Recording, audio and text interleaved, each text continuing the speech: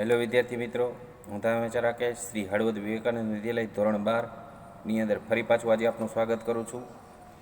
ગઈકાલે આપણે જે કાવ્ય શીખ્યા નો મેન આર ફોરેન, એના પછીનું યુનિટ 1 રીડ 2નું જે આપણું કાવ્ય છે સનરાઇઝિસ ઓન ધ કાંચનજંઘા, જેના પોએટનું નામ આપણને વાક્યના અંતે આપ્યું છે ક્રિસ્ટીના એલ્બર્ટ, જે આપણને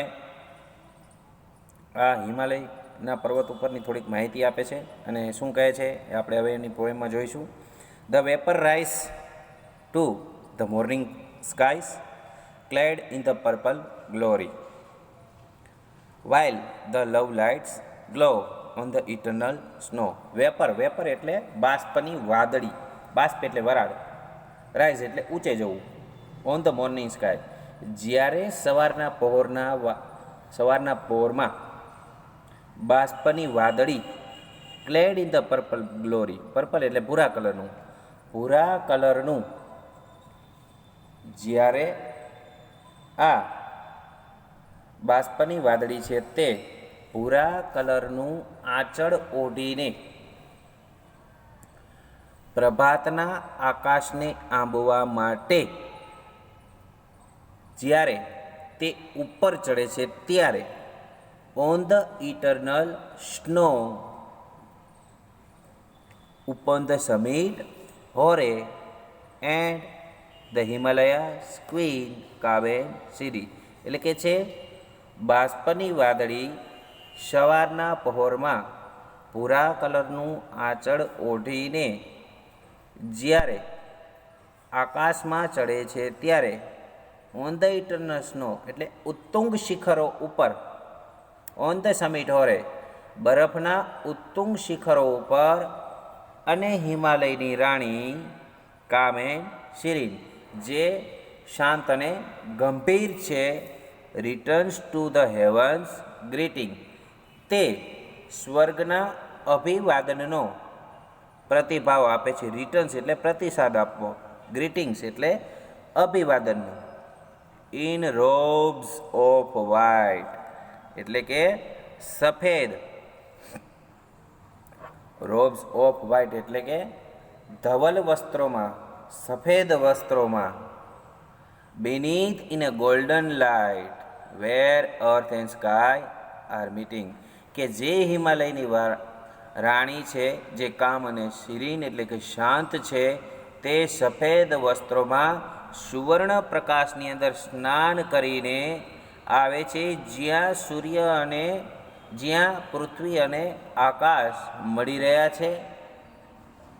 એન્ડ ધ મોર્નિંગ ડ્યુઝ અને સવારના પહોરના ઝાકળના બિંદુઓ, and the mellows use paint her cheeks with her fairy fingers અને વળી પહેલાં સવારના પહોરના ઝાકળના બિંદુઓ અને ભીની રંગછટાઓ, મિલો હ્યુઝ એટલે ભીની રંગછટાઓ સાથે, paint her cheeks with ferry fingers તેની પરિસમી આંગળીઓથી તેના ગાલને રંગે છે. અને વળી કે છે પેલા ઝાકળના બિંદુઓ પેલી ભીની રંગછટાઓ સાથે તેના પરિસમી આંગળીઓથી તેના ગાલને રંગે છે. while over the rills and the sun kissed the hills તથા તેમજ વળી ઝરણાને પેલે પાર, wire over the reels, reels એટલે ઝરણું, ઝરણાને પેલે પાર જાણે કે સૂર્ય ટેકરીઓને ચુંબન કરતો હોય એવું લાગે છે. The love light gently fingers અને સવારના પહોરમાં પેલું મળસ્કું એટલે કે પરોઢિયાનું, એન્ડ ધ બ્રેકિંગ ડે અને જ્યારે સૂર્ય ટેકરીઓને પહેલે પાર જાણે કે ટેકરીઓને ચુંબન કરતું હોય ત્યારે સવારના પહોરનું પહેલું પરોઢિયું જાગે છે, અને એન્ડ ધ બ્રેકિંગ ડેઝ અને દિવસનો ઉદય થાય છે. સેન્ડ્સ ધ ફર્સ્ટ ફેઇન્ટ રે અને સૂર્ય છે તે પોતાનું પહેલું કિરણ તે પૃથ્વી ઉપર મોકલે છે. ઓફ લવ્સ અનડાઇંગ ફાઉન્ટેન જે પ્રેમનો કદી પણ ખલાસ ન થાય તેવા ફુવારા જેવું દેખાય છે. અને while the heart feels thrills તે સમયે આપણું હૃદય રોમાંચથી ભરી જાય છે. Of the voice from the hills and the sound that dwells in the mouth. અને જે આ પર્વતોમાંથી આવતો અવાજ છે અને તે આત્માનો અવાજ જે સાઉલ જે એટલે કે તે આત્મા that dwells in the mountain જે સાઉલ એટલે કે જે આત્મા પર્વતોમાં વહે છે તેનો અવાજ છે એ આપણને ધ્વનિ સ્વરૂપે આ આકાશની અંદર આવતા પર્વતો છે એમાં જે આવતો અવાજ છે એ ખૂબ જ વસે છે.